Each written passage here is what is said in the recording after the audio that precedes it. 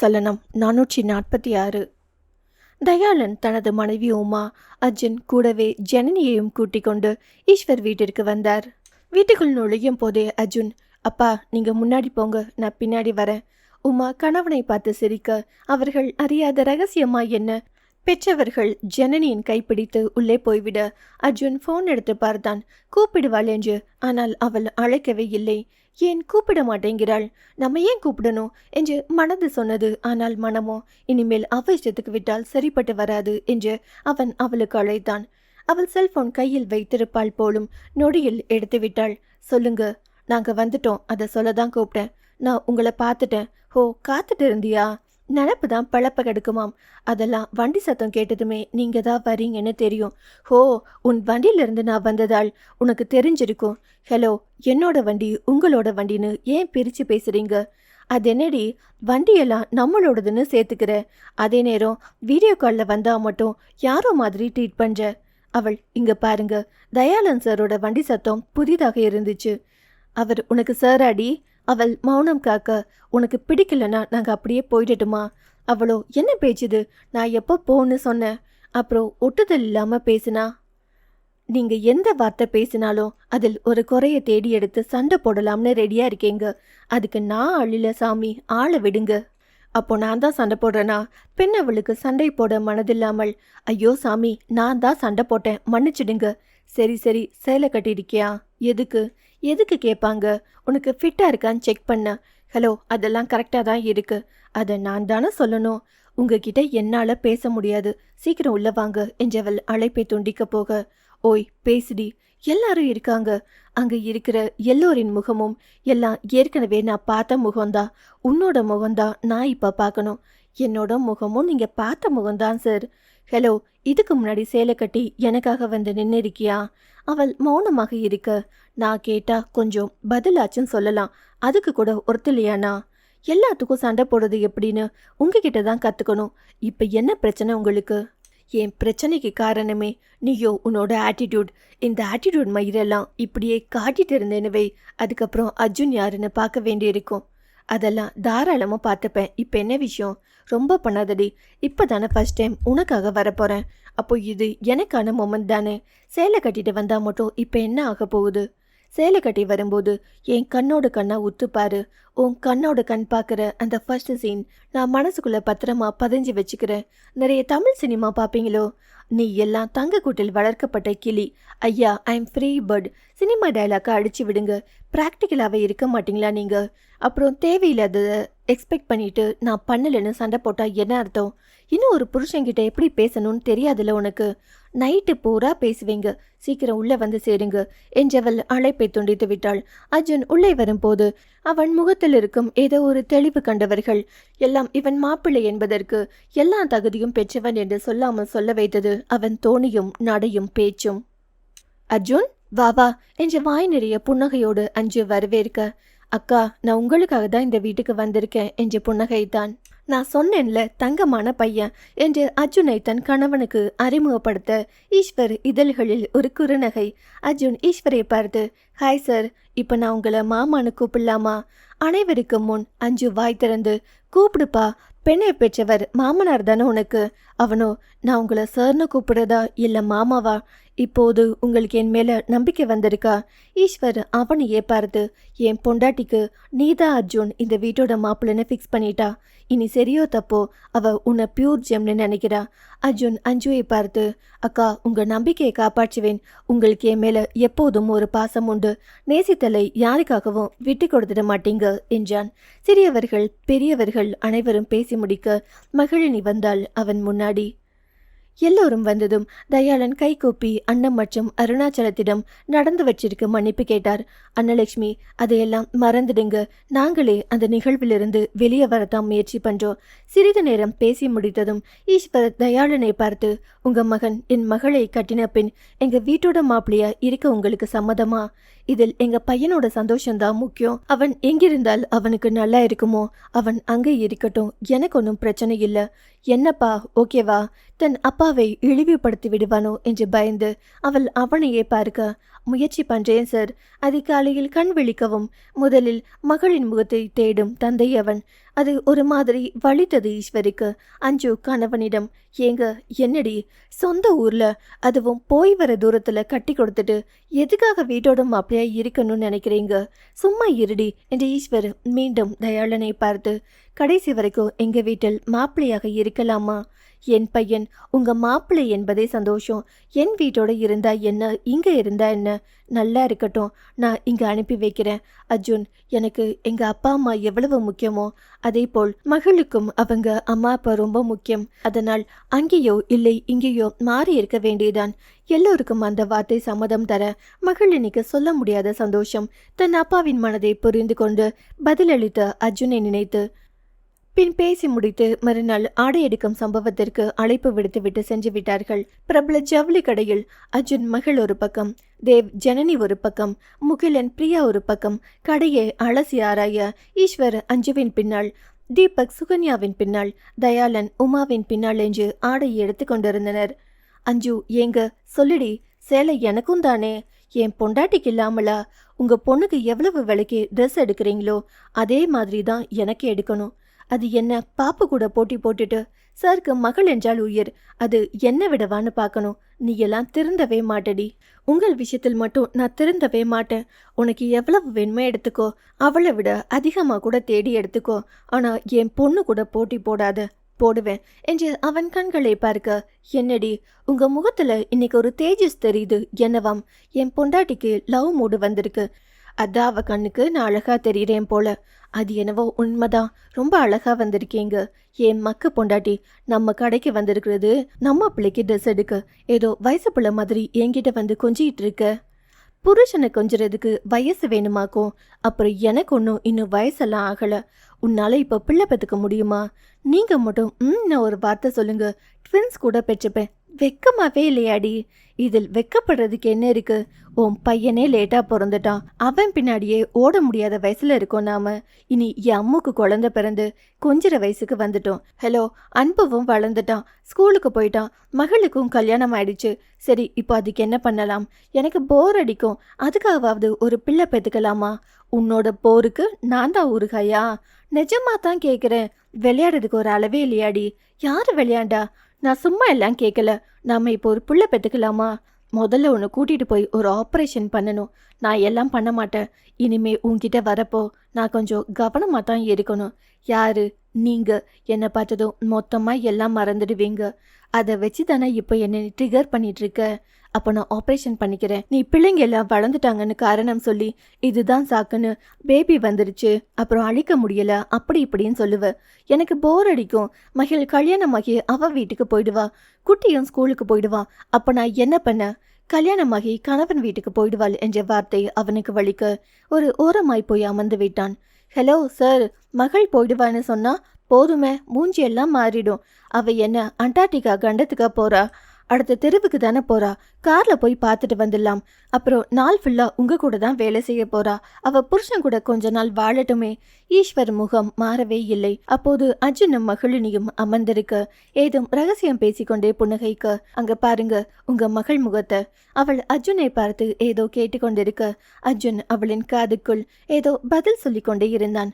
இங்க பாருங்க, ஈஸ்வர் அஞ்சுவை பார்க்க, ஒரு புருஷனுக்கு பொண்டாட்டி என்பவள் மட்டும்தான் நிஜம், நான் மட்டும்தான் உங்களுடைய நிரந்தரம் என்று அவன் கைப்பிடிக்க ஏனோ ஈஸ்வரின் கண் கலங்கியது.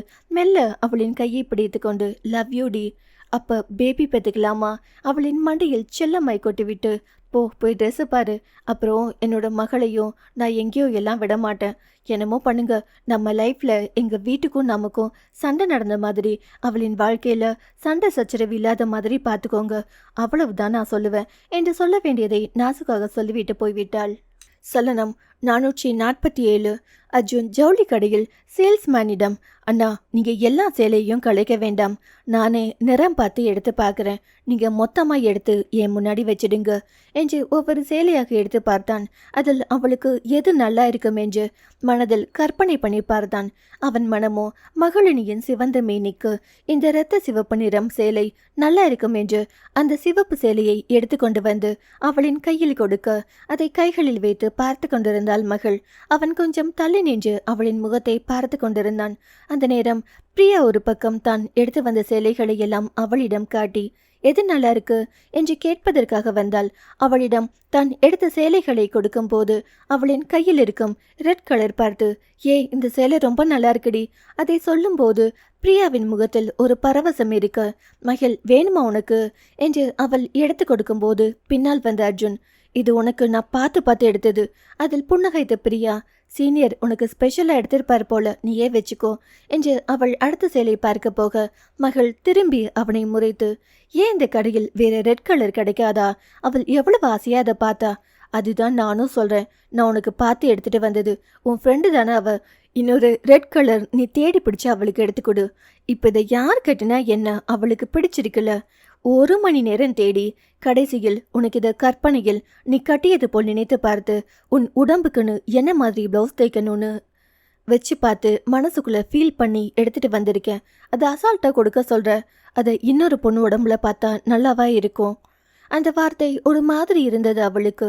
ஒரு சேலைக்கு இப்படி போய் பேசுவீங்களா? இங்க இருக்கிற இவ்வளவு சாரிய எவ்வளவு பேர் எடுக்கிறாங்க, எல்லாரும் இந்த மாதிரி யோசிப்பாங்களா? ஒரு சேலை, அதுக்கு இவ்வளவு டைலாக் பேசினா நான் என்ன பண்றதாம்? அது என்ன அவ்வளவு சாதாரணமா ஒரு சேலைன்னு சொல்ற? இங்க 1000 சேலை இருக்கு. அதுக்குள்ள போய் தேடி பிடிச்சு இந்த ஒரு கலரை எடுத்துட்டு வர என்னோட வேல்யூ உனக்கெல்லாம் சத்தியமா புரியாது. ஐயோ சாமி, என்னை மன்னிச்சிடுங்க. நீங்க வாங்கி கொடுத்ததை நான் யாருக்கும் எண்ணி கொடுக்கல. கொண்டாங்க என்று கைகளில் வாங்கி வைத்துக்கொள்ள அவளிடம் இருந்து அதை பிடுங்கி, வேல்யூ தெரியாத உனக்கு நான் கொடுக்கிற சேலை சாதாரணமா தெரியும், உனக்கு அது வேணாம் என்று அதை மீண்டும் எடுத்த இடத்தில் போய் வைத்து விட்டான். 1 மணி நேரமாக அவனுக்கு சேலையை காண்பித்த கடை ஊழியர் அவனை ஒரு மாதிரி பாவமாய் பார்த்தார். அவங்களுக்கு இது பிடிக்கல. உங்க நேரத்தை நான் வேஸ்ட் பண்ணிட்டேன், சாரி. என்னோட அம்மா இங்க இருப்பாங்க, என் தங்கச்சி இருக்காங்க, அவங்கள உங்ககிட்ட வந்து சேலை எடுக்க சொல்றேன் என்றவன் கடை ஊழியரின் சார்பாகவும் யோசித்தான். அவன் இவ்வளவு நேரம் காண்பித்து அவனுக்கு சேல்ஸ் ஆகவில்லை என்றால் அவனுக்கு இன்சென்டிவ் கிடைக்காது என்பதால் என்னோ மகளுக்கு ஒரு மாதிரி இருந்தது. அவன் அருகே வந்து, சின்ன சின்ன விஷயத்துக்கு இவ்வளவு ரியாக்ட் பண்ணணுமா? உனக்கு இதெல்லாம் சின்ன விஷயம். வேல்யூ தெரியாத உனக்கு செலக்ட் பண்ணினது ஏன் தப்பு? உன் மனசுல நான் சுலுவ மாதிரி ஆணி அடிச்சாலும் என் முகம் பதியாது, என் மனசும் புரியாது. ஒரு சாதாரண சின்ன விஷயத்துக்கு எதுக்கு பத்தி பத்தியா பாடம் எடுக்கிறீங்க? கடுப்பான அவனும். ஒருத்தவங்க கண்ணசைவில் புரிஞ்சுப்பாங்க, ஒருத்தவங்க 2 வரியில் புரிஞ்சுக்குவாங்க. உனக்கு 2 பக்கம் பேசினாலும் மண்டையில ஏற மாட்டேங்குது. அப்புறம் பத்தியாதான் பேச வேண்டியிருக்கு. ஒரு சேலைக்கு இவ்வளோ அக்க போறா? ஒரு சேலைன்னு ரொம்ப சாதாரணமா பேசாதடி, கடுப்பாயிடுவேன். மகிழ் அங்க போய் அவன் வைத்த சேலையை எடுத்து ஊழியரிடம், அண்ணா நான் இதை எடுத்துக்கிறேன் என்று சொல்லிக்கொண்டு கைகளில் வைத்துக்கொண்டு திரும்பி அவனை கண்களை சுருக்கி மூக்கை சுருக்கி முறைத்த வண்ணம் ஒரு டேபிளில் போய் அமர்ந்தாள். அவள் அமர்ந்திருந்த விதம், அவள் பார்த்த பார்வையில் ஏதோ ஒன்று அவனை ரசிக்க வைத்தது. அந்த சேர்க்கையில் அவனின் கோபம் காற்றோடு கரைந்து விட்டது. அதில் ஒரு குழந்தைத்தனமான முறைப்பும், ஏன் இவன் இப்படி பேசுறான், பேசிக்கொண்டே இருக்கிறான் என்ற ஒரு புரியாத பார்வையும் பார்த்து அவள் பார்க்க அதை கண்டு அவனுக்கு சிரிப்பு வந்தது. மகிழ், உன் கண்ணு கிட்ட ஏதோ இருக்கு என்று சொல்ல வந்தவன் கேமரா பக்கம் பார்த்து கைகளை அவள் முகத்திற்கு நேரே மறைத்து கேமராவை திரும்பாத நொடியில் மென்மையாய் அவளின் இதழை தீண்டிவிட்டு தூசிடி என்பது போல் சொல்லிவிட்டு நிமிர்ந்து விட்டான். அவள் என்ன பண்ணினார் இவர் என்று யோசிக்கும் போது எதுவும் நடவாதது போல் அவன் செய்கையில் பெண்ணுடல் ஒரு முறை சிலிர்த்தது. மகள் திரும்பி முகத்தை உறைஞ்சி வைத்து, இப்ப என்ன பண்ணீங்க? என்னன்னு தெரியலையா? வேணும்னா இன்னொரு முறை பண்ணி காட்டட்டுமா? அவள் அர்ஜுன் என்றால் பற்களை கடித்து தான் செய்ததை செய்யாதவன் போல, என்ன உன் கணத்துல தூசி இருந்துச்சுன்னு சொன்னேன்ல என்று சாதாரணமாக அவளை பார்க்க, ஹலோ, தூசி இருந்தா கையால தான் சுத்தம் பண்ணணும், உதட்டால பண்ணுவாங்களா? அவள் மெதுவாக கேட்ட குரலில் கோபம். அதற்கு மேல் அவளால் பேச முடியவில்லை.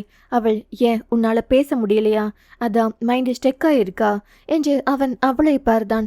ஒரு மாதிரி கண்களை சீரியஸாக வைத்து கொண்டே, மகிழ், நான் எல்லாம் ஸ்டக் இல்லை, நீங்க இப்படி கேமரா இருக்கும்போது இப்படியா பண்ணுவீங்க? அவள் சுற்றி பார்த்தாள். கடை முழுக்க கூட்டம், யாரும் யாரையும் பார்ப்பதில்லை தான். ஆனாலும் அவள் முகம் மட்டும் ஒரு மாதிரி சிவந்து போயிருந்தது. யார் கேமராவை எங்க வச்சிருக்காங்க, எந்த பக்கம் திரும்பும், இதைத்தான் 1 மணி நேரம் பார்த்துட்டு இருந்தீங்களா? அவனின் குரல் அதில் மெலிதாகிவிட்டது. நீ கோபத்தில் கண்ணை சுருக்கிற, அப்புறம் வாயை சுருக்கிற, அந்த லுக் அது டேஞ்சரஸ் டி. அந்த லுக்குக்கு நான் மயங்கி இப்படி பஞ்சேன் போல. இன்னொரு முறை நீ அப்படி மூஞ்சியை வச்சிருந்தா என்னால் கண்ட்ரோல் பண்ண முடியாது. சாரி டியர், நான் எப்படி நடந்துக்கணும்னு இனி உன் ரியாக்ஷன் தான் முடிவு பண்ணும். அவள் அவனை முறைத்து கொண்டே நகரப்போக, உனக்கு என்ன பிடிச்சிருக்கு? அவள் திரும்பி அவனை பார்த்து, என்ன கேட்குறீங்க? புரியல. சேலையில் என்ன பிடிச்சிருக்கு? இப்போவாவது கேட்கணும்னு தோணுச்சே. ரொம்ப சந்தோஷம். நீங்களா செலக்ட் பண்ணிட்டு இதுதான் வேணும்னு ஆரம்பித்தால் நான் என்ன பண்ண? இந்த ரெட் கலர் உன் முகத்துக்கு எடுப்பா இருக்கும். கூடவே கொஞ்சம் கோபம் கலந்த உன் முக சிவப்புக்கு ஏற்றாற்போல் பெர்ஃபெக்ட் மேட்சா இருக்கும். அந்த வார்த்தையிலேயே மகளின் முகம் சிவந்தது. அவளே தனக்குள் சொல்லி கொண்டாள், நீ அர்ஜுன் மனைவி, எல்லாம் அக்செப்ட் பண்ணு என்று. வேண்டாம் வேண்டாம் என்று நினைத்தாலும் அவனின் உரிமையான வார்த்தைகள் மனதிற்குள் அவளை அவன் மனைவி என்று பறைசாற்றி கொண்டிருந்தது. அர்ஜுன் அவளை பார்த்தான். என்ன இன்னைக்கு ரொம்ப கியூட்டா தெரியுறடி. யாரு? நான் சும்மா குளிச்சு கிளம்பி வந்தா அப்படியே பேசி சீன் போடுறது இல்லாததை சொல்லி. யார? நானா? ஆமா, சீன் தான். அது என்னவோ கரெக்டு தான். எவ்வளவு நேரம் நான் எந்த சீனும் போடலை. நீ போடுன்னு மறைமுகமாக சொல்கிற. பொண்டாட்டி பேச்சை கேட்குமால் தான் நான். அதனால சீன் போட்டுட வேண்டியதான். இனிமேல் சீன் போடுறேன் என்றவன் அவளின் தோளில் மேல் கையை போட்டான்.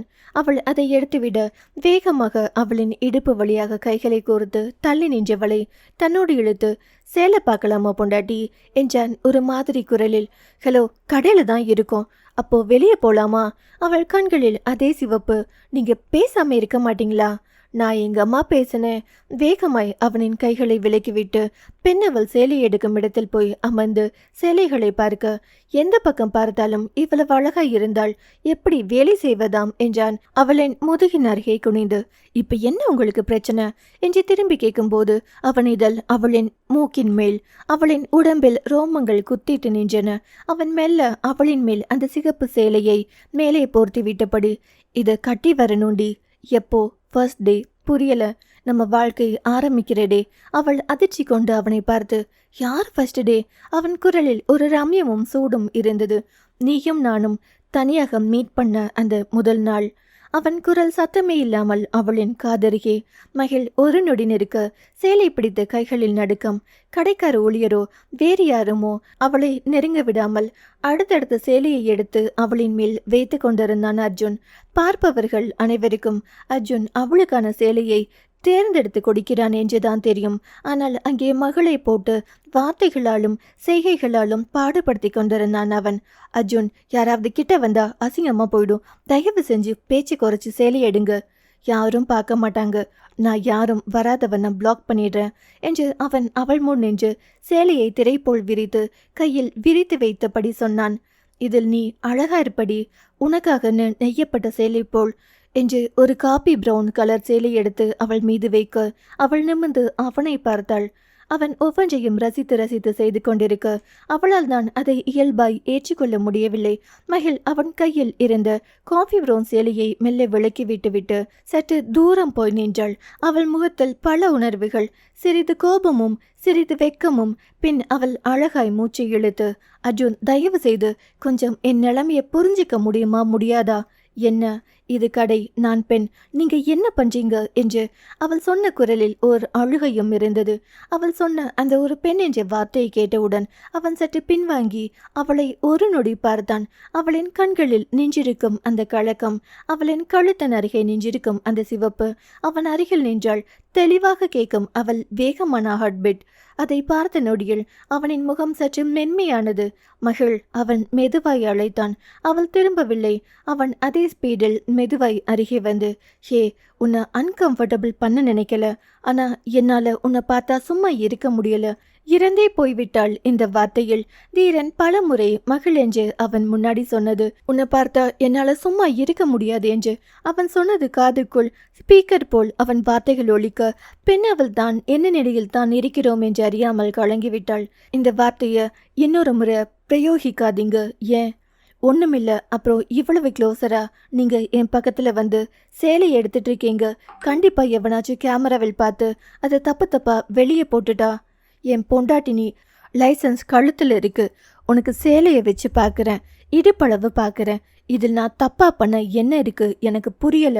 நீங்க உங்க அன்பை எப்படி வெளிப்படுத்துறீங்கன்னு உங்களுக்கு தெரியல என்று அவள் குரல் கொஞ்சம் நடுங்கி விட்டது. அவன் ஒரு நொடி அவளின் கண்களை நேராக பார்த்தான். மகிழ், உன் மேல நான் லேசா வச்சு பார்க்கும்போது என் கையை நீ தப்பா பார்க்குற. கொஞ்சம் நிமிந்து என் கண்ணை பாரு, அது எங்க பார்க்குதுன்னு. அப்போ உனக்கு இந்த தப்பான எண்ணம் வராது. அந்த நொடியில் தான் மகிழ் புரிந்து கொண்டாள் அவன் ஏன் இப்படி செய்கிறான் என்று. அவன் கண்களில் அவன் சொல்ல முடியாத ஏக்கம், அவளுக்கான ஈர்ப்பு, அவன் கட்டுக்குள் வைக்க தெரியாத அந்த உணர்ச்சி. அவன் மெதுவாய், நான் உன்னை பார்த்தா டூ மச்சா லவ்வ காட்சேன், அதுக்கு கண்ட்ரோல் பட்டன் எங்கே இருக்குன்னு கூட தெரியல. அவள் மூச்சு விட்டு, எல்லாத்துக்கும் ஹியூமர் போடாதீங்க, நான் சீரியஸா பேசுறேன். அவள் திரும்பி மீண்டும் சேலைகளை பார்க்க போகும் முன் அவள் முன் வந்து நின்றான். சரி சொல்லு, இன்னைக்கு நான் என்ன பண்ணினது உன்னை அசிங்கமா ஃபீல் பண்ண வச்சுச்சு? அவன் ஜென்யூன்லி கேட்டான். அவள் சொல்வதை கேட்க தயாராகவே இருந்தான். மகிழ் துரிதமாக அவன் முகத்தை பார்த்து, அர்ஜுன், நீங்க என்ன? அவள் சொற்களை நிறுத்தி கொண்டாள். அது சொல்ல அவளால் முடியவில்லை. அது சொல்லும் முன் அவன் புன்னகைத்து விட்டான். அதுவா? அவள் கண்களை பெரிதாக்கினாள். அவன் மெதுவாக கைகளை கோர்த்து, நான் அதை ஒரு தூசி தொடப்புல இருந்து ஒரு ஃபீல் மொமெண்ட் ஆக்கிட்டேன்னு சொன்னா உட்கார்ந்து அழுவியா என்பது போல் பிளேஃபுல் டோனில் கேட்டான். அவள் வாயை திறந்து அர்ஜுன் என்று சத்தப்படுத்த அவன் சிரித்து, சரி சீரியஸா பேசுறேன் என்று சொன்னான். அவன் மெதுவாய் அவளின். மகிழ் துரிதமாக அவன் முகத்தை பார்த்து, அர்ஜுன், நீங்க என்ன? அவள் சொற்களை நிறுத்தி கொண்டாள். அது சொல்ல அவளால் முடியவில்லை. அவன், ஒரு நார்மல் கிஸ்ஸுக்கு இவ்வளோ சீன் கிரியேட் பண்ண தேவையில்லைன்னு நினைக்கிறேனா? எதா இருந்தாலும் என்னோட பெர்மிஷன் வேணும் இல்லையா? நான் 28 வயசுல என்னோட லைஃப்பை ஸ்டார்ட் பண்ணி 28 வயசில் நான் பூமிக்கு வந்த கனவை நிறைவாகும்படி ஒரு குழந்தைய பெற்றெடுத்து என் பையன் என் தோளுக்கு வந்துடுவான்னு நினைச்சா நீ 90 ஆனாலும் மனது மாற மாட்டேன் என்றாள். என் வாழ்க்கை என்னத்துக்காரது? அப்போ வெயிட் பண்ண மாட்டீங்களா? உன்ன மாதிரியெல்லாம் யோசிக்க கூடாது. ஒரு செகண்ட் கூட நான் விட்டு கொடுக்க மாட்டேன் என்றான் கண்ணடித்து. அங்கே பிரியா ஒரு கிண்ணத்தில் ஐஸ்கிரீம் போட்டு சாப்பிட்டு கொண்டு இருக்க அருகே வந்து முகிலன், நான் உனக்காக பார்த்து சேலை தேடிட்டு இருக்கேன். நீ என்னடி ஐஸ்கிரீம் சாப்பிட்டுட்டு இருக்க? எப்படியோ 5 ஒரு சேலை எடுப்பாங்க. உங்க அப்பத்தா கண்டிப்பா எடுத்து வச்சிருப்பாங்க. உங்க அம்மா வேற எடுத்து தருவாங்க. பத்தாக்குறைக்கு எங்க அம்மா வேற சீர் என்று சொல்லி 4 பீரோவுக்கு சேலை வச்சிருக்காங்க. அதனால நீங்க ஒரு சேலை மட்டும் எடுங்க. அவன் கைகளில் 10 வைத்து, இதில் உனக்கு என்ன வேணும்? உங்களுக்கு இதில் என்ன பிடிச்சிருக்கு? எல்லாமே பிடிச்சிருக்கு பிரியா. நீ என்ன கட்டினாலும் அழகா இருக்கும். இது கல்யாணத்துக்கு, இது ஃபர்ஸ்ட் நைட்டுக்கு என்றான் ஒரு புன்னகையோடு. பெண் அவள் அந்த சேலையை வாங்கி பார்க்க அதன் விலை 50,000 என்று இருந்தது. அவள் வாயில் கை வைத்து, எதுக்கு இவ்வளோ காசு சேலையில் போடணும்? அம்மா இந்த மாதிரியெல்லாம் சேலை எடுத்துட்டு போனா வீட்டுக்குள்ளேயே நுழைய விட மாட்டாங்க. இன்னும் கொஞ்ச நேரத்தில் இங்க வந்து வெளியே பார்த்தா அவ்வளவுதான், என்னை கண்டபடி திட்டுவாங்க. ஃபர்ஸ்ட் நைட் சாரி பிரியா, அது என்னைக்கோ உன் மனசில் நிறைஞ்சிருக்கணும். அதுக்கு போய் விலைய பாப்பியா? யாராச்சும் ஃபர்ஸ்ட் நைட்டுக்கு சேலை கட்டுவாங்களா? ஐயோ கடவுளே என்றாள் பாவமாக. ஏன் பிரியா அப்படி பண்ற என்றான் அவன் பாவமாக. பிரியா, என்னை கட்டிப்பீங்களா இல்லை புடவையை கட்டிட்டு தூங்குவீங்களா? என்ன கேள்வி இது? கேட்ட கேள்விக்கு பதில் சொல்லுங்க. உன்னதான். அப்புறம் இதுக்கு இவ்வளோ காசு? டைம் மேலே வேஸ்ட் பண்ணி புடவை தேடுறீங்க. அதுக்கு ஒரு ஷார்ட்ஸ் டிஷர்ட் வாங்கி கொடுங்க, அது போதும் எனக்கு. அவனும், யாராவது ஃபர்ஸ்ட் நைட்டுக்கு ஷார்ட்ஸ் டிஷர்ட் போடுவாங்களாப்பா? என்ன லூசு மாதிரி பேசுகிற? நிஜமாவே டியூப்லைட் நீங்க. ஏன் என்றான் பாவமாய் முகத்தை வைத்து. அன்றைக்கி நைட்டு ட்ரெஸ்ஸுக்கு வேலை இருக்காது. அதுக்கு எதுக்கு இவ்வளோ காசு போட்டு சேலை எடுத்து காசை வேஸ்ட் பண்ணுறீங்க? ஆமாம்ல என்றான் ஒரு வெக்கத்தோடு. ஐயோ, உங்களை வச்சுட்டு நான் எப்படி தான் என்று தலையில் அடித்து கொண்டாள் அவள். ஜனனி தேவன் முன் வந்து ஒரு சேலையை வைத்து காட்டி, எப்படி இருக்குங்க? ஆல்ரெடி முடிஞ்ச கல்யாணத்துக்கு சேலையெல்லாம் ரொம்ப ஓவர். ஏன் இன்னொரு முறை தாலி கட்டணும்னு சொன்னால் கட்ட மாட்டிங்களா? அதெல்லாம் கட்டுவேன், எனக்கு என்ன பிரச்சனை? இந்த முறை பொண்ணு யாருன்னு முதலே சொல்லிட்டா அதுக்கேற்ற மாதிரி நானும் மேக்கப் பண்ணிட்டு வந்துடுவேன். என்னை பார்த்தா மேக்கப் போட்டுட்டு வந்த மாதிரியே இருக்கு என்றவள் அவனை அடிக்க, இந்த மாதிரி அடிச்சு கொடுமைப்படுத்தினா எங்கள் அப்பா கீழே தான் இருக்காரு, கூட்டிகிட்டு வந்துடுவேன். சேலை நல்லா இருக்கா இல்லையா அதுக்கு மட்டும் பதில் சொல்லுங்க. ஆமாம், 100 சேலையை விரித்து பார்த்து ஒரு சேலையை எடுக்கிறதுக்கு எதுக்கு இவ்வளோ சீன்? ஒன்று நாளும் நமக்கு பிடிச்ச மாதிரி இருக்க வேண்டாமா? சேலை காட்டுபவர் பாவம் இல்லையா? அதுக்கு தானே அவர் சம்பளம் வாங்குறார். ஜனனி, நம்ம எல்லாம் குழு குழு ஏசி அறையில் தானியங்கி வசதிகளுடன் படிகளில் கூட நடக்காமல் போக வேண்டிய இடத்திற்கு சரியான நேரத்தில் போய் விடுகிறோம். உனக்கு சேலை காய்ச்ச பொண்ணு கண்டிப்பா ஃப்ரீ பஸ்ஸில் தான் வந்திருக்கும். பஸ் ஸ்டாண்டிலிருந்து இந்த கடைக்கு நடந்து வந்து அதுக்கப்புறம் பஞ்சிங் வைத்து இந்த 4வது மாடிக்கு வந்திருக்கு. உனக்கு தெரியுமா, பெரிய பெரிய ஜவுளி கடைகளில், நகை கடையில் வேலை செய்யும் பெண்களுக்கெல்லாம் லிஃப்டில் போக அனுமதி இல்லை. பாவம், இவங்க வேலைக்கு வரும்போது கிட்டத்தட்ட சாப்பிட்டு இருக்கோமா சாப்பிடலையா அதோட கஷ்டம் அதுக்கு தான் தெரியும். ஒரு இடத்துக்கு போக வர நமக்கு வேலை செய்ய என்று பல ஆயிரம் பேர் இருப்பாங்க. ஆனால் தனக்கு பாத்ரூம் வந்தால் கூட மேனேஜரிடம் பெர்மிஷன் கேட்டுட்டு நம்ம எப்போ விடுவோன்னு பாவமாக பார்த்துட்டு இருக்க அந்த சேல்ஸ் உமன். உனக்கு என்ன கலர் பிடிச்சிருக்கோ அதை மட்டும் பிரித்து எடு. எல்லாத்தையும் பிரித்து வச்சா 8 மணிக்கு போக வேண்டிய பொண்ணு 10 மணிக்கு தான் வீட்டுக்கு போகும். அந்த பாவம் நம்மளை தான் வந்து சேரும் என்றான் பாவமாக. அவனை ஒரு பார்வை பார்த்தபடி வேகமாய் 2 சேலைகளை எடுத்துவிட்டு நகர்ந்து விட்டாள் ஜனனி. சலனம் 448. அர்ஜுன் கையில் லெஹங்காவை பார்த்து சிலதை எடுத்துக்கொண்டே தன் மனைவியை தேடினான். அவளை தேடி வரும்போது தூரமாக பார்க்க அங்கே முகிலன் பிரியாவிடம் கை கோர்த்து கதை சொல்ல அவள் புன்னகைக்க பார்க்கவே அது ஒரு மாதிரி அழகாக இருந்தது. அதற்கு நேர்பக்கம் ஜனனி. அவள் தேவழி பார்த்து அவனின் சம்மதம் பெற்றே பேச தன் தங்கையின் மலர்ந்த முகம் அவனுக்கும் புன்னகை தந்தது. கூடவே நேற்று பிறந்ததெல்லாம் ஜோடி ஜோடியா காதலோட சுற்ற தான் மட்டும் ஜோடி இருந்தும் சிங்கிள் என்று நினைத்து கொண்ட பின்னாடி திரும்ப அப்போதுதான் தன் அவளை பார்த்தான். ஈஸ்வர், அம்மோ பா, உனக்கு என்ன கலர் ட்ரெஸ் வேணும்? உங்கள் செலெக்ஷன் என்னவானாலும் ஓகே தான். மகிழ் தன் வலது கையால் தன் அப்பாவின் கையை இறுக்கி பிடித்து செல்லமாய் தோளில் சாய்ந்து ஈஸ்வர் ஒவ்வொன்றாய் பார்க்க அவள் ஆசையாக அதை பார்த்து கொண்டிருந்தாள். ஈஸ்வர் கண்ணில் குழந்தையை கைகளில் ஏந்திய நோடி திரைப்போல் கண் முன் வந்தது. என்று அவள் வளர்ந்து ஆளானாலும் தனக்கு என்றும் குழந்தையே மகளை பார்த்து கொண்டே இருந்தார். சொல்ல முடியா இன்பங்களை தன்னுள் புகுத்தியவள் தன் மகள். எவ்வளோ பெரிய ஆளுமை திறன் கொண்ட ஆண்மகன் என்று சொல்லும் ஈஸ்வருக்குள் ஒரு சொல்ல முடியாத பயம். மகளின் பிரிவு அவளை கைகளில் ஏந்திய நொடியிலிருந்து அந்த பயம் அவருக்குள் புகுந்து பயமுறுத்தி கொண்டே இருந்தது. இதுவரை அது வெறும் பயம். ஆனால் நாளை அது நிஜம் என்னும் போது அவரால் தாங்கிக் கொள்ள முடியவில்லை. இந்தியாவில் தலை சிறந்த பிசினஸ்மேன், நம்பர் 1 கோடீஸ்வரன் என்றாலும் எப்போதும் தலை சிறந்த மகன், சிறந்த கணவன் என்பதை எல்லாம் தாண்டி அவரை ஆண் என்று இந்த சமூகம் ஒத்துக்கொள்வது மகளின் பிறப்பன்றே. இன்று ஒரு தந்தையாய் மகளுக்கு திருமணப்பட்டு எடுக்கும் வைபவம் எல்லாம் நினைக்க நினைக்க அவருக்குள் சந்தோஷம், பிரிவின் பயமும் மாறி மாறி வந்து கலக்கம் செய்து கொண்டிருந்தது. அவள் தன் அப்பா எடுக்க எடுக்க, எனக்கு எதுங்கப்பா இதில் நல்லா இருக்கும்? தங்க ஜரிகையால் செய்த சேலை எடுத்து மகளின் மேல் வைத்து கண்ணிறைத்து பார்க்க தன் அப்பாவின் கண்ணில் இருக்கும் பிடித்தமே அவளுக்கு பிடிக்க, அப்பா இந்த ட்ரெஸ் ரொம்ப நல்லா இருக்குங்கப்பா என்றாள் குழந்தை மாதிரி. உனக்கு பிடிச்சிருக்காடா? ரொம்பங்கப்பா. ஈஸ்வர் குனிந்து மகளின் நெற்றியில் முத்தமிட அவள் தன் அப்பாவின் தோளில் முத்தமிட்டாள். அந்த நிமிடம் அர்ஜுனின் உள்ளே சிதறியது. அவன் ஆழமாக மூச்சை இழுத்து கொண்டான். மகளின் செய்கைகள் கண்டபோது கொலை காண்டானது, கூடவே வலித்தது. மகளை நேசித்த அவனுக்கு அவங்க அப்பாவின் ஒரு பார்வையில் ரொம்ப பிடிச்சிருக்குன்னு சொல்ற இவள் நான் 1000 முறை கேட்டு பிடிச்சிருக்க சொல்லல என்று நினைக்கும் போதே கோபம் வந்தது. கையில் அவளுக்கென்று எடுத்து வந்த லெஹங்கா எல்லாம் பார்த்தான். ஏனோ தான் ஒன்றும் அவளுக்கு அப்படி முக்கியமில்லை போல் என்று தோன்ற ஒரே சலிப்பில் ஓரமாக தள்ளியவன் எடுத்து வந்த எல்லாவற்றையும் அவனின் கண்கள் மட்டும் மகளை விட்டு விலகவே இல்லை. அப்போது அங்கே அஞ்சு வந்தாள். தன் மகள் கணவரின் தோளில் குழந்தையாய் சாய்ந்து செல்லம் கொஞ்சி பேசி நிற்கும் செயலை கண்டு ஒரு மாதிரி வெறுப்பில் நிற்கும் அர்ஜுனை கண்டு, என்ன அர்ஜுன், பார்க்கும்போதே காண்டாகுதா என்று வந்து முன்னென்றாள் அர்ஜுன். அந்த கேள்வியில், அக்கா அது வந்துங்க, என் புருஷன் மட்டும்தான் அப்படின்னு நினைச்சேன். ஆனா ஊரில் உள்ள எல்லா ஆண்களுக்கும் தன் மனைவி, அவங்க பெற்றவங்க, உடன் பிறந்தவங்க கூட உரிமையாய் இருந்தால் பிடிக்கிறதில்ல போலியே. அச்சோ அதெல்லாம் இல்லைங்கக்கா, உன்ற மூஞ்சியே சொல்லுது அர்ஜுன்.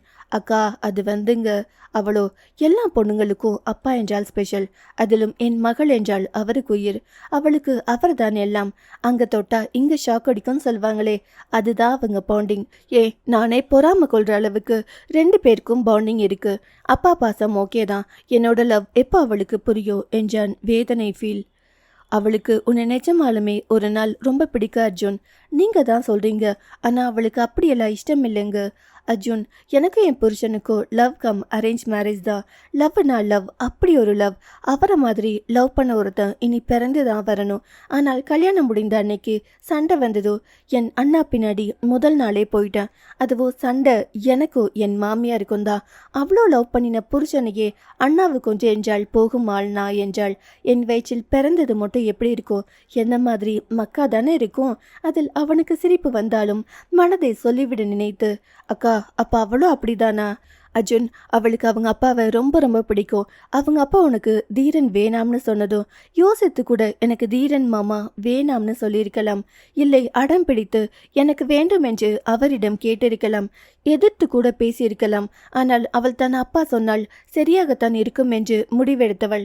நம்மள ஒருத்தவங்க நேசிக்கிறாங்க உண்மையா என்றால் கண்ணை மூடிட்டு நம்பும் ஆளவள். உயிரையும் தருவாள். அவளுக்கு உன்னை பிடிக்க கொஞ்ச நாள் ஆகும். அவளுக்கு ஒரு வழி இருக்கும். தீரனை நினைச்சு அது மாறணும் என்றால் அவள் உன்னை நம்பணும். அதுவும் அர்ஜுன் தான் தன்னோட பலம் பலவீனம் எல்லாம் அர்ஜுன் தான் என்று எப்போ அவள் நம்புகிறாளோ அப்போ அவள் லவ் உனக்கு மட்டுமே. அவளின் சிந்தனை உன்னை பற்றியதாக மட்டும்தான் இருக்கும். அக்கா அதுக்குள்ள எனக்கு வயசாயிடும் போல. உங்க பொண்ணு உங்களை மாதிரி இல்லை.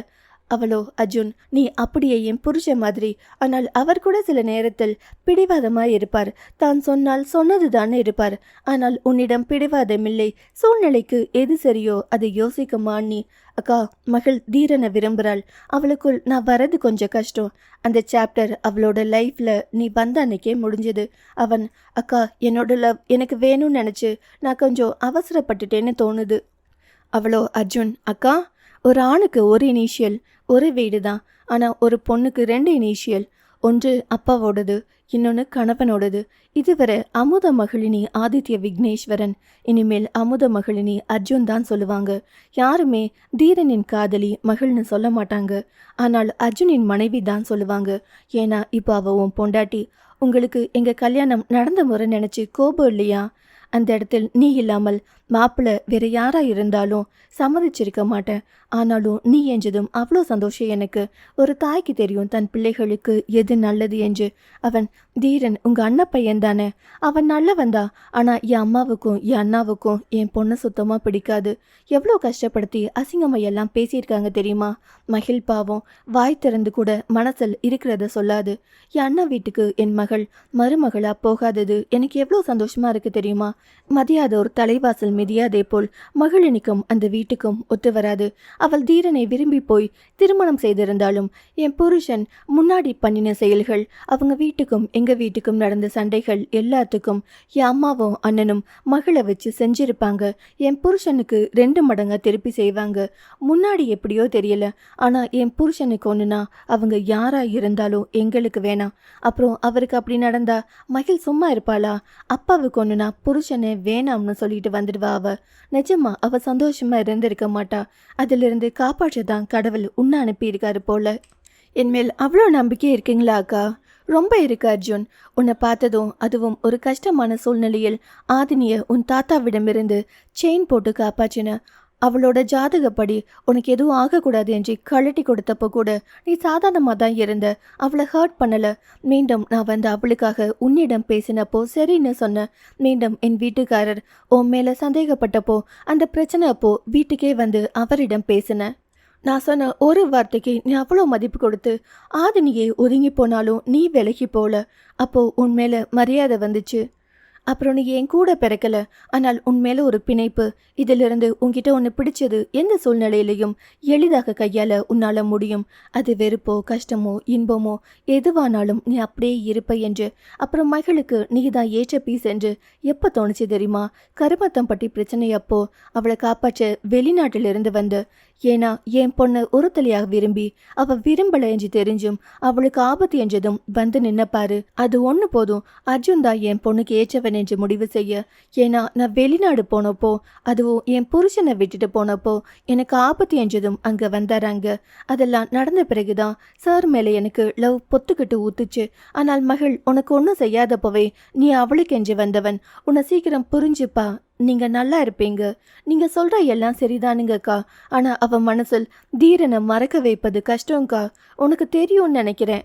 உனக்கு தெரியும்னு நினைக்கிறேன். மகள் கிட்ட தீரன் மிஸ்பிஹேவ் எல்லாம் பண்ணி அவளை ஹர்ட் பண்ணியிருக்கான். அப்போ எல்லாம் அவளுக்கு மட்டும் இல்லை, அவளை நம்ம வீட்டில் யாருக்குமே பிடிக்காது. முக்கியமா என் மாமியாருக்கு மகள் அங்கே கட்டி கொடுக்கவே கூடாதுதான் எண்ணம். ஆனால் அவன் ஒரு நாள் அன்பு கொஞ்சியஞ்சதும் உயிர் கொடுத்து காப்பாற்றினா இல்லையா, அப்போதான் மகள் மனசில் அவன் இடம் பிடிச்சான். அவளை கொஞ்சம் நடந்து அவன் கத்தி குத்து பெற்றிருந்தாள். கண்டிப்பா அவள் அவனை விரும்பி இருப்பாளான்னு தெரியல. ஆனால் அவளின் உயிர் அன்பு, அந்த உயிரை அவன் திருப்பி கொடுக்கவும் அவளுக்கு அவன் கடவுளாக தெரிஞ்சிட்டான். அதுதான் அவள் அவனை அவ்வளோ விரும்புறா. அவனும் கூட அவளுக்காக எல்லாம் மாறி அவளை கதின்னு வந்தான். ஆனால் எல்லாம் நொடியில் மாறிடுச்சு. அப்புறம் இப்போ மகள் ஓம் பொண்டாட்டி. அவளின் கடந்த காலம் தேவையே இல்லாதது, நிகழ்காலம் மட்டுமே நிஜம். போயும் பொண்டாட்டிய உன் பக்கம் பார்க்கவே, அவ தான் உன் வாழ்க்கை. அக்கா, உலகத்துல என் பொண்ணை கரெக்ட் பண்ணுன்னு சொல்ற எந்த மாமியாரையும் நான் பார்த்ததில்ல. அஞ்சு ஒரு மாதிரி சிரித்து, நான் பெற்றது அவங்க அப்பா மாதிரி கல்லு, அதுவும் கருங்கல்லு மாதிரி. மனசுக்குள்ள என்ன நினைக்கிறாங்கன்னு 2 பேரிடமும் கண்டுபிடிப்பது கஷ்டம். அதை விட வாயிலிருந்து ஒரு வார்த்தை வாங்குறது எல்லாம் ரொம்ப கஷ்டம். ஆனால் நம்ம பக்கம் வர வரைக்கும் தான் கஷ்டம். வந்துட்டா அவங்க சாவி நம்ம கையில் என்றால் புன்னகையுடன். ஏனோ அஞ்சுவுக்காக பிடிக்கும் அவனுக்கு. நீங்க சொன்னா சரிதானுங்கக்கா என்றாள் கிண்டலுடன்.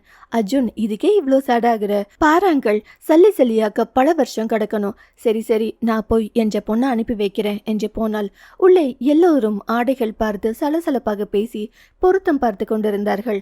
மகள் ஈஸ்வரின் தோளில் கை போட்டு தன் வீட்டில் இருக்கும் அனைவருக்கும் கல்யாணத்துக்கென்று சேலை, வேஷ்டி, கோட் சூட் என்று விதவிதமான ஆடைகளையும் செலக்ட் பண்ணி கொண்டிருக்க, அஞ்சு தன் கணவன் மகளுக்கும் இடையில் வந்து நின்று மகளின் மண்டையில் தட்டி, இவர் என் ப்ராப்பர்ட்டி, போடி அந்த பக்கம், அப்பா அம்மாவை பாருங்க என்றாள் ஒரு மாதிரி தன் அப்பாவின் தோளில் சாய்ந்து.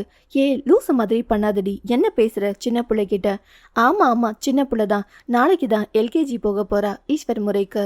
அவனை பார்த்து மூக்கை சுருக்கி குறு என்ற அஞ்சு பார்க்க, என்னடி பஞ்ச என்றவனின் இதழில் குறுநகை. இப்படி பார்த்துதான் என்ன இவளின் பின்னாடி சுற்ற விட்டுட்டு இருக்கா என்று மனதுக்குள் முனங்க. அவளோ, திட்டாதீங்க பாஸ், எனக்கு கேக்குது. அவன் சிரிக்க, மகள் மா தள்ளி போங்க என்று தன் அப்பாவின் கையை பிடிக்க, உனக்குன்னு ஒருத்தன் இருக்கான்ல, போய் அவன் கையை பிடி, எதுக்கு என் புருஷன் பின்னாடியே சுத்திட்டு இருக்க?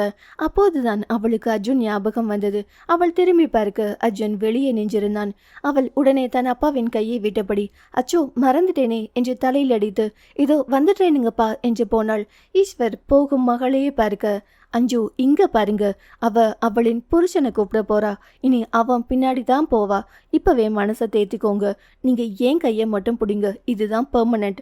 தன்னை கட்டுப்படுத்தி கொண்டு ஒரு மாதிரி ஈஸ்வர் இருக்க, உங்களை மாதிரி தான் என் அண்ணாவும் ஃபீல் பண்ணியிருப்பார் ஒரு காலத்தில், இல்லைங்களா? ஈஸ்வர், என்னடி சொன்ன? இப்ப இல்லைங்க, முன்னாடி ஒரு காலத்தில்னு சொன்ன. குத்தி காட்சியா என்ன? அவன் கையை பிடித்து, இப்போ நீங்க ஃபீல் பண்றீங்க, உங்க பொண்ணு உங்க கண்ணு முன்னாடி இருந்தோம், உங்க கண் பார்வை தூரத்தில் புருஷனை பார்க்க போறதுக்கே மூஞ்சி ஒரு மாதிரி ஆகுதே. இதுக்கும் நீங்களும் உங்க பொண்ணு சரியா கூட பேசிக்க மாட்டேங்க.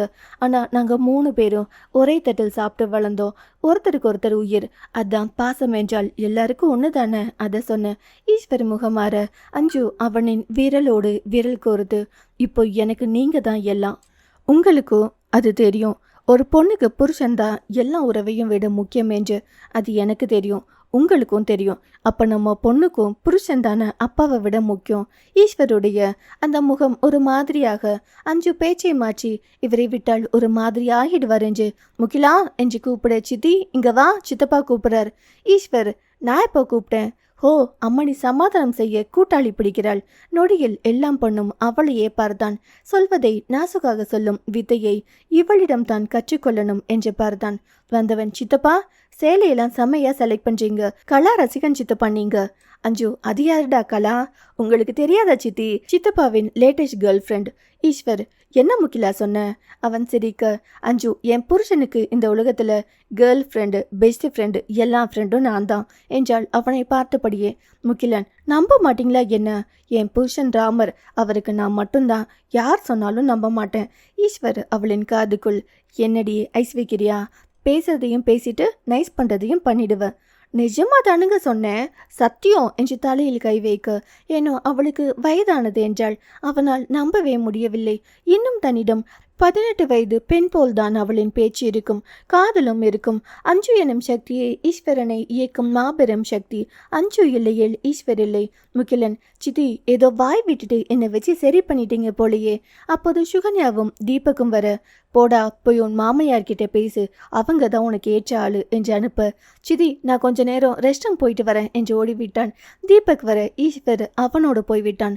அஞ்சு உமா மற்றும் தயாளன் கூட போய் அமர்ந்து கொண்டாள். வெளியில் குளிர் காற்று இருந்தாலும் அர்ஜுனின் கண்ணம் மட்டும் சூடாக எரிந்தது. அவளது அப்பாவுக்கு கொடுத்த முக்கியத்துவம், அந்த பாசம், அவளது சிரிப்பு, அவளது ரொம்பங்கப்பா, ஒவ்வொரு நினைவும் அவனின் மனதை தொட்டு பிசைந்தது.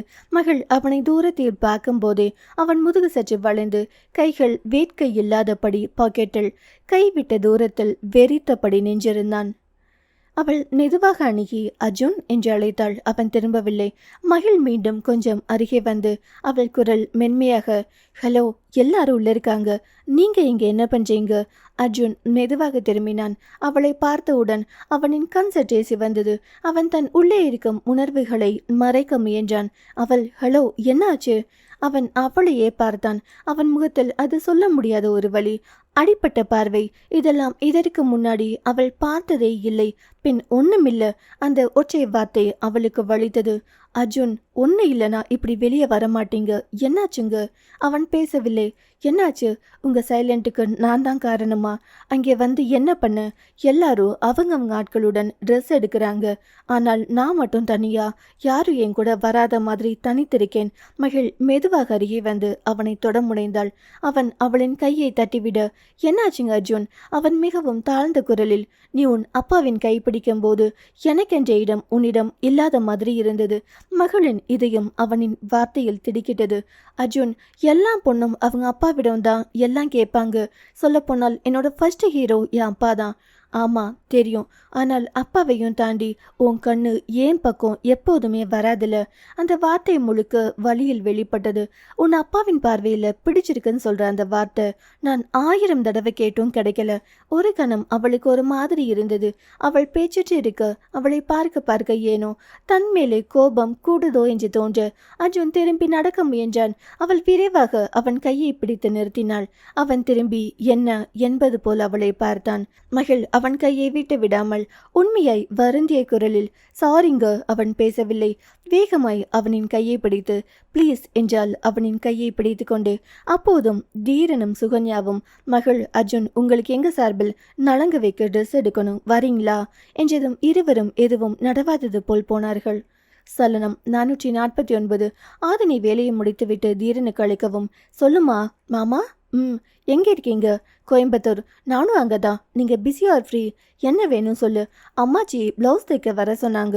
நான் இப்போது என்னோடய ஃப்ரெண்டு ஒருத்தவங்க அவங்க வரைந்த ஓவியங்களை காட்சிப்படுத்தியிருக்காங்க, இன்வைட் பண்ணியிருக்காங்க. போகணும், நீயும் வரியா? போயிட்டு அப்புறம் ஸ்டிச் பண்ண கொடுக்கலாம். தலையை ஆட்டியவள் கோயம்புத்தூரில் அந்த பிரம்மாண்ட மண்டபத்திற்கு அழைத்து போனான். ஹாய் தீரன் என்று வந்தான். கல்லூரியில் படித்த நண்பன் ஒருவன். அவனும் நண்பனின் நண்பன். வரவேற்பு எல்லாம் முடிந்து போகும்போது அனைத்து ஓவியங்களையும் ரசித்தாள். ஒவ்வொன்றும் ஒவ்வொரு கதை சொல்லியது. ஒவ்வொன்றை பற்றியும் இருவரும் தங்களின் கருத்துக்களையும் எண்ணங்களையும் பகிர்ந்து கொண்டே பார்க்கும்போது ஆதினி அவனோடு சேர்ந்து அந்த ஓவியங்களை ரசித்து கொண்டிருந்த போது அவளுக்கே தெரியாமல் முகத்தில் ஒரு புன்னகை மலர்ந்தது. திடீரென்றே ஒரு ஓவியம் மட்டும் அவளின் கால்களை அங்கேயே நகர விடாமல் நிறுத்தியது. அது ஒரு பெண் பின்னால் திரும்பி நின்று கொண்டிருப்பது போல். அவள் எதையோ வெறித்து எங்கோ போகிறாள். அவளின் நிழல்களில் ஒரு சோகம். அதை கண்டு அவள் முகம் யோசித்தது. இது என்று அவள் நெருங்கி பார்த்தாள். பின் மாமா இந்த ஓவியம் என்று அவள் கேட்க தீரன் திரும்பி பார்க்க, இது என்னோட ஃப்ரெண்டுக்கு ஃபர்ஸ்ட் ப்ரைஸ் கிடைக்க காரணமாக அவன் ஒரு ஓவியன் என்ற அடையாளம் கொடுத்த பெயிண்டிங். ஆதினியின் விரல்கள் ஓவியத்தின் அருகே போய் விரலால் தொட்டுக்கொண்டே, ஆமாம் இது யார் வரைஞ்சது என்று மெதுவாக கேட்டாள். இதோ இவன் தான் குரு என்று அவனை அறிமுகப்படுத்த அவனும் அவளை பார்த்து ஹாய் என்றான். அவனின் கண்கள் அவளிடமே இருந்தது. தீரன், இவன் நிறைய நாடுகளுக்கு சென்று அவன் திறமையை காட்சிப்படுத்துகிறான், நல்ல ஓவியன் என்று தீரன் சொன்னதும் ஆதினி பார்வை அடுத்த பெயிண்டிங்க்கு நகர்ந்தது. அங்கே குரு அவளின் அருகே நின்று ஹாய் என்று புன்னகையோடு அவளை பார்த்தான். அந்த புன்னகையில் இதுக்கு முன்னாடி நம்ம எங்கேயாவது பார்த்திருக்கோமா என்று அடுத்த கேள்வியை அவளிடம் கேட்டான். அவள் ஏன் என்று கேட்டுவிட்டு அவனையே பார்க்க, அவனோ உங்களை இதுக்கு முன்னாடி எங்கேயோ பார்த்த மாதிரி இருக்கு. ஆதினி, எனக்கு அப்படி இல்லை என்று தலையை ஆட்டிவிட்டு அதிலிருந்து திரும்ப முயன்றாள். எப்போது மனதில் இருப்பதே சரியோ தவறோ பேசிவிடும் ரகம் அவள் என்பதால் அவள் ஏதோ ஒரு டென்ஷனில் இருந்த மோட் அவுட்டில் பேசியிருப்பாள். சாரி என்று தீரன் சொல்லிவிட்டு நகர, ஆனால் குரு அவனின் கையை மெதுவாக பிடித்து, இன்னொரு சைடில் இருக்கும் பெயிண்டிங்கில் தான் மெயின் கான்செப்ட், அதை பார்த்துட்டு பேசலாம் என்றான். அவர்கள் இருவரும் மூளையில் இருந்த பெரிய ஓவியத்துக்கு அருகே சென்றார்கள். அவர்களின் பின்னால் ஆதினி. அது ஒரு மங்கலான மழை நேரத்தில் குடையில்லாமல் நின்று கொண்டிருக்கும் ஒரு பெண்ணை படம் பிடித்த ஓவியம். அவள் கண்கள் மலை சட்டுகளோடு கலந்திருந்தது போல. மழை நனைந்த தலைமுடியின் நிழலில் ஏதோ சொல்ல முடியாத வேதனை. ஆதினிக்கு அந்த படம் கண்டு அவள் குரல் உடைந்தது. ஏன்மா, என்னாச்சு? ஒண்ணுமில்ல. தீரன் அவளையே கவனித்தான். உன்னோட நினைவுகள் இந்த பிக்சர் இருக்கா? அவள் வாய் திறக்க முன்பே பக்கத்தில் நின்ற குரு, இது ஒரு மாடலிங் பெண்ணோட பிக்சர். அப்படியா என்பது போல் அவனையே பார்த்தாதினி. அந்த வாக்கிங் போகிற மாதிரி இருக்கிற சோகமான பெண் பிக்சரும் இங்கே அழுதுகிட்டே இருக்கிற பெண் பிக்சரும் நீங்கள் ஒரு மாடலை பார்த்து வரைஞ்ச பெயிண்டிங்கா? அந்த மாடலை கண்டு இந்த பிக்சர் நான் வரைஞ்சேன். இது கிட்டத்தட்ட ஃபாரின்ல ஒருத்தி கால் வலிக்க தான் யாரென்றே மறந்து நடந்த இந்திய பெண். இன்னொருத்தி கோயம்புத்தூரில் ஒரு நாள் ஒரு மழைக்காலத்தில் அழுது கொண்டே இருந்த பெண். அதை மையப்படுத்தி ஒரு மாடலை வைத்து வரைந்த பெயிண்டிங். அந்த நடந்துட்டு இருக்கிற பெயிண்டிங் என்ன சொல்லுதுங்க சார்? அது ஒரு வழி நிறைந்த பெண்ணின் கதை. ஏதோ ஒரு சோகத்தில் சாலை என்று தெரியாமல் நெடுஞ்சாலையில் நடக்கும் பெண்ணின் கதை. அவளை பிடித்து நிறுத்த முயன்றும் அவள் கவனமில்லாமல் சாலையில் நடந்து கிட்டத்தட்ட ஓடினாள். திடீரென்று அவள் நிற்பாள், அப்புறம் சிரிப்பாள். ஒரு பக்கம் சிரிச்சாலும் அதில் வேதனைகள் தழும்பி இருந்திருக்கும். அவளின் கண்ணிலிருந்து நீர் சொட்டு சொட்டாய் வடியும். அவள் சும்மா இருந்தாலும் கண்களில் ஒரு பெரிய துக்கம் இருந்தது. அவளை பார்த்தவுடனே அந்த ஓவியம் வரையணும் நினைச்ச. ஆதினியின் பார்வை அவளின் பார்வையில் கலந்தது. அவள் குருவை நேராக பார்த்தாள். அந்த மாடல் யார்? குரு தயங்கினான். சொல்லுங்க சார், ஏன் என்கிட்ட சொல்ல மாட்டீங்களா? அதுக்கு பிறகு அவன் சிரித்து, அவள் பெயர் தெரியாது, ஒரே ஒரு முறை தான் பார்த்தேன் என்றான். ஆதினி அந்த ஓவியத்தில் இருந்த பெண்ணின் கண்களில் இருந்த அந்த அழுகை சொல்லும் அவள் நிதானத்தில் இல்லை என்று அவள் உள்ளிருக்கும் ஒரு ரகசியத்தை நினைவுபடுத்திய மாதிரி. நீங்க இப்போ வரைஞ்சிருக்கீங்க, அதுக்கு அவளோட சம்மதம் கிடைத்ததா? குரு திணறி நண்பனை பார்க்க, ஆதினி அவனை பார்த்து, உங்ககிட்டதான் அந்த பெண்ணின் சம்மதம் பெற்றீங்களா? தீரன், என்ன இது? ஓவியம் வரைஞ்சவன் சம்மதம் வாங்காமல் இருப்பானா? வெளியே போலாமா? அவள் எனக்கு இந்த சீன் பார்க்குறப்போ கொஞ்சம் கஷ்டமா இல்லை, நிறைய மன அழுத்தம் கொடுக்குற மாதிரி இருக்கு என்றாள் பாவமாக. தீரன் உடனே வா என்று அவளை வெளியழைத்து வந்தவன் மண்டபத்துக்கு வெளியே வந்ததும் ஒரு இடத்தில் நிறுத்த, அப்போது காற்றடித்தது. அதில் ஆதினி ஆழமாக மூச்சு வாங்கினாள். தீரன் அவளை கவலையுடன் பார்த்தான். ஆதினி, என்னாச்சு? ஆதினி மெதுவாக அவன் தோளில் சாய்ந்து வழி மறக்க நினைத்தாலும் காலம் விடாது போல். மாமா. தீரன், அந்த ஓவியத்தில் இருந்த பெண் உனக்கு தெரியுமா? ஏதும் பிரச்சனையா? அந்த பெண்ணே நான் தான் மாமா. இந்த கண்ணீர், அந்த புகைப்படம் காட்டும் கண்ணீர் எல்லாம் ஒரு நாள் நீங்க என்ன வேணாம்னு சொன்னப்போ வந்தது. இன்னொரு பிக்சர் நீங்களும் மகளினியும் சந்தோஷமா இருக்கும் போது நான் மட்டும் தனிமையில் அழுத போது, அது இங்கே கோயம்புத்தூரில் நடந்தது. தீரன் அவளையே பார்த்தான். அவள் கண்களில் இருந்து கண்ணீர் கண்டு அவளின் கைப்பிடிக்க, அவளோ நல்லா வாழணும்னு நினைக்கிறேன், இப்ப என்னன்னு எனக்கே தெரியல, எனது பழைய ரணங்கள் எல்லாம் தலையில் மீண்டும் ஓடுற மாதிரி இருக்கு. தீரன் அவளின் கையை மெதுவாக பிடித்து, ப்ளீஸ் வா, நம்ம இங்கிருந்து வேற எங்கேயாச்சும் போலாம், தயவு செஞ்சு பழச விட்டுட்டு வா, குறைந்தது எனக்காகவாவது என்னை மன்னிக்கணும் ப்ளீஸ். அவள் கண்கள் மெதுவாக அவனை பார்த்து, அவனோ நம்பு ப்ளீஸ், எனக்கு இப்போ இன்னும் வலிக்குது. அந்த பார்வையில் பயமும் வாழ்க்கை மேல் நம்பிக்கையின்மையும் இருந்தாலும் அவன் இம்முறை உன்னோட இருக்கேன் என்றான் உறுதியாக. அவள் உதடுகள் சற்றே குலுங்கின. நான் சொல்றேன் ஆதினி, நம்ம வாழ்க்கையிலேயே அதெல்லாம் ஒரு சாப்டர், டெலிட்டட் பார்ட்ஸ். இனி வாழ்றோம் நமக்காக. வா, போய் கொஞ்சம் இனி நமக்காக எதையாவது செய்யலாம். அவளிடம் பேசிக்கொண்டே வண்டிக்கு அழைத்து வந்தவன் வேகமாக வண்டியை ஓட்டினான். 1 மணி நேரம் கடந்திருக்க, பசிக்குதாமா? சாப்பிட்றதுக்காகவும் கூடவே புதிதாக ஒரு உரையாடலை தொடரவே அழைத்தான். அவள் தலையை ஆட்டி, மாமா ஏதாச்சும் ஸ்நாக்ஸ் சாப்பிடலாமா? தலையை ஆட்டியவன் அவளுக்கு பிடித்ததை கேட்டு வாங்கி கொடுத்தான்.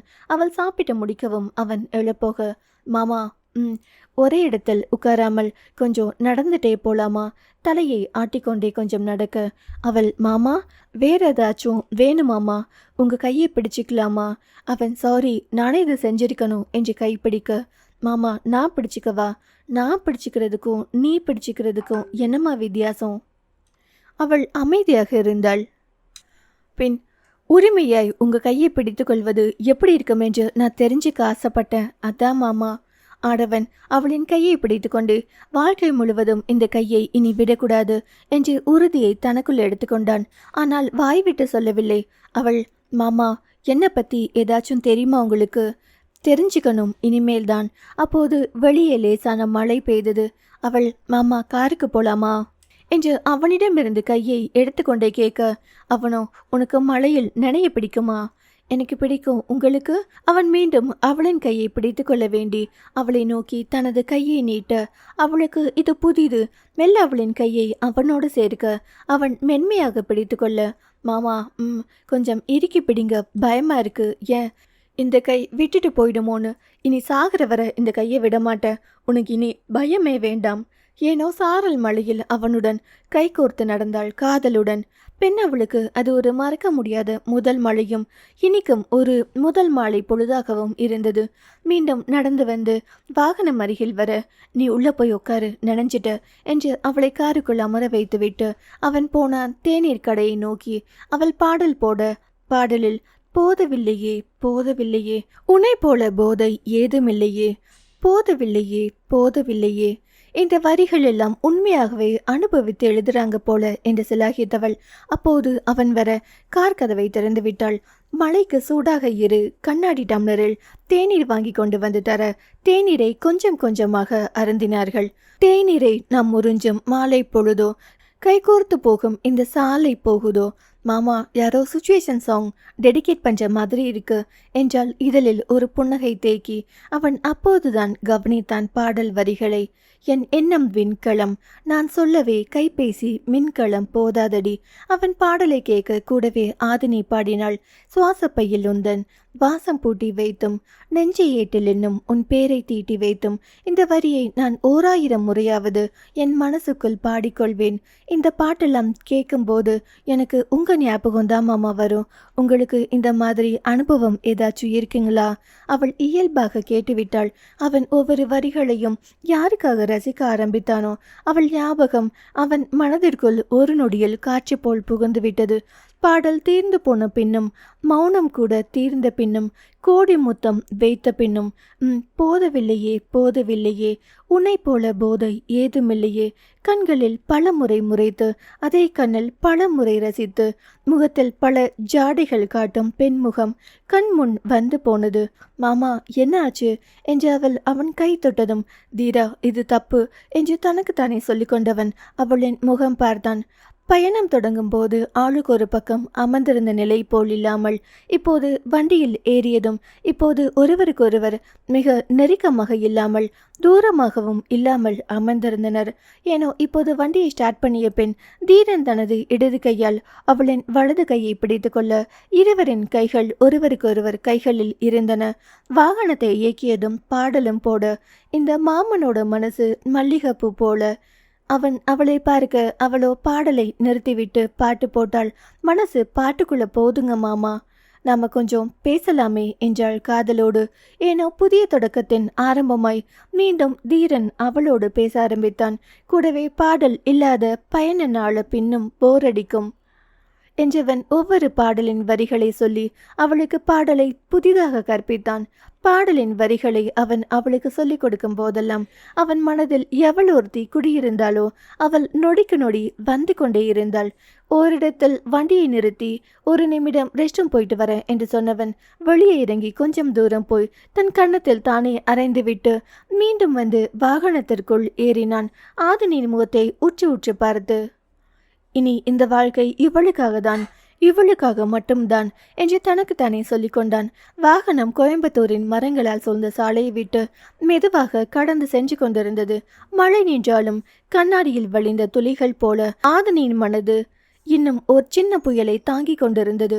தீரன் அவளின் கையை பிடித்தபடி ஸ்டேரிங்கை ஓட்டிக் கொண்டிருந்தான். அந்த பிடிப்பு பல வருடங்களாக யாரும் கேட்காத பாதுகாப்பாதான் இருக்க என்று சொல்லும் ஓர் அர்த்தத்தோடு இருந்தது. ஆதனி கண்களை மூடினாள். மழை மனமும் குளிரும் தீரனின் கை வெப்பமும் இவையெல்லாம் ஒன்றாய் கலந்தது போல அவனின் குரல் அமைதியை உடைத்தது. ஆதனி, நீ என்னை கொஞ்சம் தெரிஞ்சிக்க வேணும். நான் உன்னை விட்டு பிரிந்ததன் காரணம் நான் உன்னை நேசிக்கலன்னு இல்ல, நான் அப்போ எதையும் புரிஞ்சிக்கல. அவள் கண்களை மெதுவாக திறந்தாள். மாமா, இப்ப புரிஞ்சுக்கிட்டீங்களா? தீரன் ஒரு ஆழ்ந்த மூச்சு விட்டான். மாமா, நான் உங்களோட இருக்க ஆசைப்பட்டேன். அப்ப நான் 1000 முறை சொல்வதற்கும் பேசுவதற்கும் ஃபோன் பண்ணுவேன். ஆனால் அது உங்க வேலை பழுவாள். அதை நீங்க அனுமதிக்கல என் பேச்ச. ஆனா இப்ப சொல்றேன், நீங்க விட்டு போன அந்த நாள்ல இருந்து என் சிரிப்பிலையும் என் அழுகையிலையும் நீங்க தான் இருந்தீங்க. வண்டி சற்று மெதுவாயிற்று. இதுதான் தீரனுக்கு திருப்பி காட்ட வேண்டிய நொடி. அவன் அவளின் கையை இன்னும் உறுதியாய் பிடித்தான். ஆதினி, இனிமேல் நான் உன்னை விட்டு எங்கேயுமே போக மாட்டேன். அவள் புன்னகைக்கு ஏனோ அவனின் புதிதான வரிகளில் பழைய காயம் மெதுவாக ஆற ஆரம்பித்த போது அவளின் மனதுக்குள் அடிக்கும் சிறு மின்னல் போல் வெளியிலும் அடித்தது. சில்லென்ற குளிர்காற்று அவளை கொஞ்சம் இயற்கையோடு பேச அழைத்தது. ஆதினி ஜன்னலை கொஞ்சம் திறந்தாள். காற்று அவள் முடியோடு விளையாட அவள் கண்களை மூடி சுவாசித்தாள். இந்த காற்று, இந்த மழை, இந்த பாட்டு, கூடவே உங்க அனுசரணை, இதெல்லாம் ரொம்ப நாள் கழிச்சு நிம்மதியா இருக்கிறது போல் இருக்குதுங்க மாமா. தீரன் அவளை பார்த்தான். நிம்மதி, அதுதான் அவன் இத்தனை நாள் அவளுக்கு கொடுக்க முடியாதது. ஏனோ இன்றுதான் கொடுக்கிறான், கொடுப்பான். ஆதினி, உனக்கு ஒரு இடம் காண்பிக்கணும். எங்க? கொஞ்சம்தான். அப்போதுதான் கவனித்தாள். வண்டி நகரின் வெளிப்புறம் பக்கம் திரும்பியது. ஒரு மலைப்பாதை, சற்று இருளான மேகம், மழை வாசனை, இன்னும் உறையாத பனி. வண்டி மெல்ல மெல்ல உயர்ந்து கொண்டே போனது. ஆதினி பக்கத்தில் பார்த்தாள்.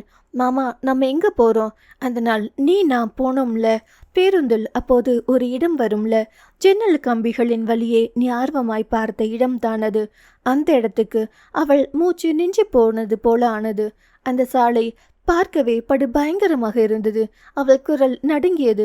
தீரன் சிரித்தான். சரி சரி, பயப்படாத. அந்த சாலை இல்ல, அதுக்கு மேலே இருக்கும் ஒரு வியூ பாயிண்ட் போலாம். வண்டி நிறுத்தப்பட்டது. மெதுவாக காற்றடித்தது. அவளின் கையை பிடித்து அங்கே அழைத்து போனான். அங்கே நின்று நகரம் காட்டி ஊட்டி கீழே மேகங்களின் மீது மின்னும் விளக்குகள் போல தெரிந்தது. தீரன் அவளை வெளியே அழைத்தான். இங்க நின்று பார்த்தா எல்லா பிரச்சனையும் சின்னதா தோணும். நீயும் அப்படிதான் ஆதினி. உனக்கு பெரிய வழியை கொடுத்துட்டேன். ஆனா இனி உன்னை தனியா விட போறதில்ல. அவள் கண்ணீர் வழிந்தது. இந்த முறை வேதனையால் இல்லை, கவலைகள் எல்லாம் இந்த மலைப்பாதையின் வழியே பறந்து விட்டதால். அதன் பின் அவளை மீண்டும் வாகனத்திற்குள் ஏற்றி வந்து மீண்டும் கோயம்புத்தூர் கிளம்பும் பொழுது, மாமா என்று அவள் அவனின் மார்பில் சாய்ந்தாள். அவன் அவளின் தலைமுடியை மெதுவாக தொட்டு, நான் பண்ணின எல்லாத்துக்கும் மன்னிப்பு கேட்பதை விட வாழ்ந்து காற்றேன் மாமா. காற்று இசை போல் அடித்தது. அந்த மாலை அவள் வாழ்க்கையின் மறுபக்கம், நம்பிக்கையை மீட்டெடுத்த முதல் மாலை. சொல்லணும் 450. தீபக்கும் ஈஸ்வரும் தனியாக பேசிக்கொண்டிருக்க, ஈஸ்வர், கண்டிப்பா இன்னைக்கு ஈவினிங் பார்த்தலாம் தீபக். ஒரு 6 மாசத்துக்குள்ள இந்த ப்ராஜெக்ட் முடிச்சாகணும். அப்போது அங்கே வந்த அஞ்சு வரலாங்களா? தீபக், நீங்க போய் பெர்மிஷன் கேட்கலாமா மேடம்? நானா இருந்தா என்னங்கண்ணா, ஏதாச்சும் முக்கியமான விஷயம் பேசுறப்போ டிஸ்டர்ப் பண்ணிடக்கூடாது இல்லையா? அப்புறங்கண்ணா, இனிமேலாச்சும் சிஸ்டர்னு சொல்லுங்க. இப்ப நம்ம முறையாகிட்டோம் என்றவள். அண்ணா, அங்க சுகன்யாக்காவை விட்டுட்டு இங்க வந்து இவர்கிட்ட பேசிட்டு இருக்கீங்க. ஆஃபீஸ்ல தான் இவர் கூடவே இருக்கீங்க. அட்லீஸ்ட் கடைக்கு வந்த அப்புறம் குடும்பத்தை பார்க்கலாம் இல்லையா? அங்க பாருங்க, சுகன்யாக்கா காண்டாயிட்டாங்க. திரும்பிய தீபக் தூரத்தில் சுகன்யாவை பார்க்க, அவளோ மார்பின் குறுக்கே கைகளை கட்டி அவனை தான் பார்த்து கொண்டிருந்தாள். இன்னைக்கு நைட்டு வச்சு செய்ய போறா என்று மனதுக்குள் நினைத்தவன் அவளை பார்த்து லேசாக புன்னகைத்தான். ஈஸ்வர், என்னடா பார்வையே பயமுறுத்தது போல? தீபக் ஈஸ்வரை பார்க்க, ஈஸ்வர், தீபக் நைட் அடி கன்ஃபார்ம். கத்துனா வெளியே கேட்காத மாதிரி கத்துடா. அவன் சிரிக்க, கல்யாணத்தை வைத்துக்கொண்டு ரொம்ப கத்தி அப்புறம் அடி வாங்கி அங்கங்க வீங்கி போய் வந்தா கல்யாண டைமிங்ல எல்லாரும் கேள்வி கேட்பாங்க. அதெல்லாம் பார்த்துக்கிறேன் சார் என்று சொல்லிக்கொண்டே மீண்டும் தீபக் அங்கே நிற்க, அஞ்சு, அண்ணா, நீங்கள் வீட்டுக்காரரை ரொம்ப லவ் பண்ணுறீங்க. இப்போ கூட ஒய்ஃபை கூட்டிகிட்டு வந்துட்டு இவர் கூட நின்று பேசிகிட்டு இருக்கீங்க. போங்கண்ணா, போய் ஃபேமிலியை கவனிங்க. ஈஸ்வரிக்கு சிரிப்பு வந்தது. லேசாக மூக்கில் கை வைத்து அவளுக்கு மட்டும் தெரியும்படி, என்னடி எரியுதா என்பது போல் வெளியாலேயே கேட்டான். பின் அவள் முறைக்க ஈஸ்வர் இதழ்களில் ஒரு குறுநகை. அஞ்சு கணவனிடம், என்னங்க, நலங்கு ஃபங்க்ஷன் நம்ம வீட்லேயே வச்சு நடத்தலாமா, இல்லை தனித்தனியா அவங்க வீட்டில் வச்சு நடத்தலாமா? நாள் கம்மியாக இருக்கு அஞ்சு. தாத்தா கிட்டேயும் வீட்டில் எல்லாரிடமும் கேட்டுட்டு தான் முடிவெடுக்க முடியும். சரி, நான் எல்லாருக்கும் ட்ரெஸ் எடுக்கிறேன். அஞ்சு எல்லாருக்கும் எடுக்கும்போது பாரதிக்கும் ஒரு சேலை எடு. அவள் எதுக்கு என்பது போல் அவனை பார்க்க, அவள் ஆதனியை வளர்த்தவள். தப்போ சரியோ அவளை பத்திரமா கொடுத்திருக்கும் போது அவளுக்கு அந்த இடத்தில் அம்மாவை ஒரு சேலை எடுத்து தரணும். இது தாத்தாவோட ஆசை. அதற்கு மேல் மறுபேச்சு பேச முடியாமல் தலையாட்டிருக்க தீபக், சரிங்க சார், நான் போய் சுகன்யாவிடம் என்னன்னு கேட்குறேன் என்று சொல்லிவிட்டு போன பின் அஞ்சு கணவனின் அருகே வந்து அவன் கையை கடிக்க, பப்ளிக் பிளேஸில் என்ன பண்ணுற? எந்த பிளேஸாக இருந்தாலும் நீங்கள் என் புருஷன்தான், அதனால் யாரும் ஒன்றும் சொல்ல மாட்டாங்க. அப்புறம் இந்த கடைக்காரர் உங்கள் ஃப்ரெண்ட், அவரை மீறி ஒரு சீன் வெளியே போகுமா? சரி, என்ன விஷயமா தேடி வந்திருக்க? ட்ரெஸ் எல்லாம் தேடி தேடி கால் வலிக்குது. நீங்கள் மட்டும் இங்கே வந்து நின்னா என்ன பஞ்சதாம்? ஒரு நாள் முழுவதும் துணியை எடுத்து எடுத்து அந்த நாளையே கழிச்சிட்டிங்களேடி, சலிப்பா இல்லையாடி? உங்கள் பொண்ணுக்கு எடுக்கிறப்ப மட்டும் நேரம் போகிறதே தெரியாது. எனக்கு எடுத்தா உங்களுக்கு எல்லாம் வலிக்கும். ஆனால் கல்யாணத்துக்கு உனக்கு இது நல்லா இருக்கும், அது நல்லா இருக்குன்னு பார்த்து பார்த்து எடுத்தேன். பீலா வேற, வயசானாலே மதிப்பு கிடையாது. நான் உனக்கு எடுக்கிறப்போ என்னடி சொன்னேன்? கால் வலிக்குதுன்னு சொன்னியே, அதுக்காக தான் சொன்னேன். என்ன பண்ணுறது சார், இவ்வளவு கால் வலியிலும் அந்த ட்ரெஸ்ஸு யாருக்காக எடுத்தேன்? யாருக்காக? உங்களுக்காக. எனக்கு தான் ஆல்ரெடி தனி ஷோரூமில் ட்ரெஸ் எடுத்துடுவோமே. ஹலோ, சொல்கிறத கேளுங்க. எல்லாம் தேடி தேடி எடுத்தாதான் உங்களுக்கு என் பக்கத்துலேயே இருக்கணும்னு தோணுது. நல்ல நல்ல சேலையெல்லாம் கட்டிட்டு வரப்போ உங்கள் கண்ணு என்னை விட்டு வேற எங்கேயாச்சும் போகலை இல்லை? அதான் நேரங்காலம் பார்க்காம தேடி தேடி எனக்குன்னு ஒரு 10 சேலை தான் எடுத்தேன். எல்லாம் உங்களுக்காக தான். கல்யாணம் பொண்ணே 3 சாரி தாண்டி எடுத்தா. அவளுக்கு ஏன் அளவுக்கெல்லாம் அறிவில்லை. உனக்கு ரொம்ப அறிவு தான், அதான் எனக்கு தெரியுமே. அப்போ இனிமே என் பக்கத்தில் வரமாட்டீங்க, சரியா? ஆத்தா மகமாயே ஆளை விடு, அந்த பயம் இருக்கணும். பேச கற்றுக்கிட்டடி நீ. சிரித்தவள், எங்க சொல்லுங்க. அது வந்துங்க. என்னடி வந்து போயின்னு வீணை வாசிட்டு இருக்க? என்ன விஷயம் சொல்லு. எல்லாத்துக்கும் நலங்கு வைப்பாங்க, எல்லாருடைய வீட்டில இருந்தும் சீர் செய்வாங்க. ஆமாம், அதுக்கு என்ன? நாம் மகிழ் பாப்பாக்கு எங்கள் வீட்டில இருந்து எந்த சீரும் வாங்க வேண்டாம். ஏன், ஏதாச்சும் சொல்லிட்டாங்களா? அவங்க கிட்ட பேசினா தானே சொல்கிறதுக்கு. அப்புறம் என்னாச்சு? அவங்க மகளுக்கு செய்கிறப்போ ஒரு பச்சுதல், அன்பு இல்லாமல் செய்கிறாங்க, அதனால வேணாம். என் பொண்ணு ரொம்ப கஷ்டப்பட்டா இந்த வயசுலையே. எனது ஓம் பொண்ணா? சாரிங்க சாமி, தெரியாமல் சொல்லிட்டேன், உங்கள் பொண்ணு தான். இப்போ ஏன் இப்படி யோசிக்கிற? என் அம்மா வாயிலிருந்து எவ்வளோ வார்த்தைகள், அதுவும் ஒரு மகளோட பொண்ணுன்னு கூட என் அம்மா யோசிக்கலை. அவ்வளோ பேசிட்டு இப்போ வந்து நலங்கு வச்சா நல்லாவா இருக்கும்? ஹாஸ்பிட்டலில் என் அண்ணன் பேசினது எல்லாம் என் கண்ணு முன்னாடி இன்னும் ஓடிட்டுருக்கு. அப்புறம் அன்னைக்கு உன்னை தண்ணிக்குள்ளே வச்சு கட்டி போட்டு இருந்தப்போ உங்கள் அண்ணன் கிட்ட அப்படி கொஞ்சிட்டு இருந்த. அப்போ வேற ஃபீல், இப்போ வேற ஃபீல். என்னத்த ஃபீலோ? ஈஸ்வர் 5 பார்த்து நல்லா யோசிச்சுக்கோ. ஃபங்க்ஷன் அப்போ சண்டை போட்டுட்டு இருக்க வேண்டாம். மிருதுவும் இங்கே தான் இருக்கும். நாளைக்கு அவளை பார்க்க வரப்போ உங்களுக்குள்ள எந்த பிரச்சனையும் வேணாம்னு நினைக்கிறேன். அவங்க பொண்ணை பார்க்க வரட்டும், போகட்டும். அதுக்கு காரணம் நீங்கள் தானேன்னு இன்னும் கொஞ்சம் வருஷம் கழிச்சு 60 வயசில் சொல்லுவ. நீயாச்சு உங்கள் குடும்பமாச்சு, ஆளை விடுங்க சாமி. அப்படியெல்லாம் கலண்டுக்க முடியாதுங்க பாஸ்.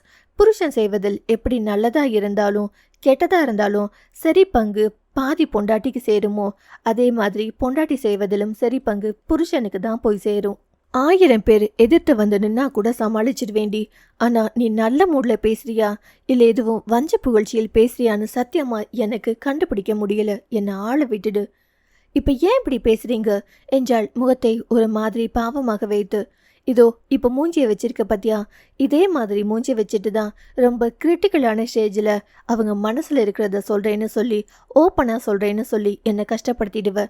அப்படி என்ன கஷ்டப்படுத்தினேன்னா, காலையில் ஒரு 2 வார்த்தை சொன்னதும் அதையே பிடிச்சிக்கிட்டு இன்னும் பேசிகிட்டு இருக்கீங்க. நான் என்ன அப்போவே பேசி அப்போவே மறந்துடுவேன். அது எதுவாக இருந்தாலும் உன்னை எல்லாம் திருப்திப்படுத்தவே முடியாதுடி. அதை நான் இத்தனை வருஷம் உன் கூட வாழ்ந்து தான் கற்றுருக்கேன். என்னை திருப்திப்படுத்தணும் என்று யோசித்து தான் புதுசாக நீங்கள் ஒவ்வொன்றா பேசும்போது செய்யும்போது நமக்குள்ள இன்ட்ரெஸ்டிங்காக இருக்குது. நான் உன் கூட வாழறதை பற்றி பேசுகிறேன். நீ எதை பற்றி மீன் பண்ணி பேசுகிற? நானும் அப்படி தான் பேசினேன். நீங்கள் தான் தப்பாக நினைக்கிறீங்க. யாரு? நான். ஆமாம், நீங்கள் தான். ஈஸ்வர் அவளையே பாருக்க. உங்கள் மூளையில எல்லாம் டபுள் மீனிங் தான். நான் குட் கேர்ள், என் அம்மா என்னை அப்படி வளர்க்கலை. அப்புறம் உங்களை விட வயதில் ஒரு சின்ன பொண்ணுக்கிட்ட என்ன பேசணும்னு தெரியாமல் பேசுகிறீங்க. கொஞ்சம் கூட கூச்சமாகவே இருக்காதாடி. எதுக்கு கோச்சம்? இன்னும் 2 வருஷத்துலேயோ 1 வருஷத்துலேயோ பாட்டியாக போகிற. ஆல்ரெடி மாமியார் ஆகிட்ட. அப்புறம் குட் கேர்ள் என்பது பெண் குழந்தைக்கு சொல்லுவாங்க, ஆன்ட்டியை சொல்ல மாட்டாங்க. உங்களை போய் தேடி வந்தேன் பாருங்க, என்ன சொல்லணும் என்று அவள் திரும்பி கொண்டே போக, ஹலோ அஞ்சு ஆண்டி, இப்படி கோச்சிட்டு போறீங்களே, என்ன அர்த்தம்? திரும்பி முறைத்து, நான் ஆன்ட்டியா என்று போனவள் திரும்பி சண்டைக்கு வர, சாரிடி.